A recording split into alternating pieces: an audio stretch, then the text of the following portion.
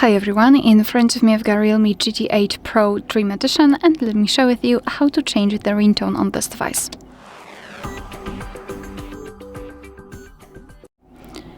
So let's start with opening the settings, and here we have to scroll and find sounds and vibration.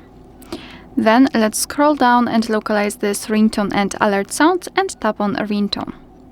So here we've got two different let's say albums or categories from which we can choose the ringtone from. Here we've got also on this device, and it means that after tapping on it we will be transferred to our own files. So if you've got something downloaded or recorded, it should appear somewhere here and you will be able to set it as your ringtone. Let me go back to pre-installed ones and let me choose something from nature. As you can see, after tapping on the specific category, your device will transfer you to other pre-installed ringtones. So in order to listen how the particular ringtone sounds, simply tap on it.